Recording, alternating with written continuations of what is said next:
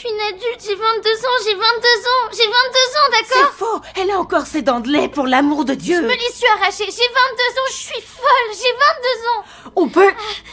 Je suis une menteuse, tout est de ma faute. Natalia n'arrivait pas à croire qu'elle n'avait que 7 ans, parce que sa mère lui avait toujours dit qu'elle en avait 22. Natalia finit par se calmer. Cynthia la ramena de l'hôpital à la maison. Sur le chemin du retour, l'ancienne mère adoptive de Natalia n'arrêtait pas d'appeler Cynthia. Elle n'eut pas d'autre choix que de répondre. Natalia reconnut immédiatement cette voix. C'était Christine, la mère adoptive qui l'avait abandonnée. Sachant que Cynthia voulait garder Natalia, elle affirma que Natalia était dangereuse, et avertit Cynthia de couper immédiatement les liens avec elle. Son mari se gara sur le côté, et elle descendit pour parler sans que Natalia n'entende. Natalia paniqua, terrifiée d'être à nouveau abandonnée. Elle sauta de la voiture et à ce moment-là, les souvenirs qu'elle avait essayé d'enterrer remontèrent. Christine avait passé des années à la manipuler psychologiquement, lui répétant encore et encore qu'elle n'était pas une enfant, mais une femme adulte, alors qu'en réalité Natalia n'avait que 7 ans. Christine l'avait aussi maltraitée d'autres façons. Elle forçait souvent Natalia à marcher uniquement en chaussettes, si bien que ses chaussettes étaient couvertes de sang. Mais Natalia n'osait pas le dire à Christine. Elle ne pouvait que les cacher. Mais Christine finit par découvrir ses chaussettes et les confisqua, comme preuve que Natalia avait commencé ses règles. Cela convainquit encore plus Christine que Natalia était une adulte. Peu de temps après, Christine fit interner Natalia dans un hôpital psychiatrique. Quand Natalia fut libérée, sa famille avait déménagé, la laissant vivre seule jusqu'à ce qu'elle rencontre Cynthia. Maintenant Christine essayait aussi de faire fuir Cynthia. Natalia tenta de s'expliquer, mais Cynthia la regarda et lui dit qu'elle ne croyait rien de ce que Christine avait raconté. Après tout ce qu'elles avaient traversé ensemble, elle aimait vraiment Natalia. Quoi qu'il arrive, elle ne l'abandonnerait jamais. C'est vraiment une promesse qu'on peut pas rompre?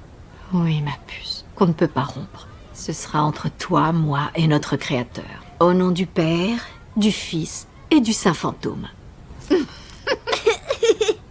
Amel, à toi de me le faire.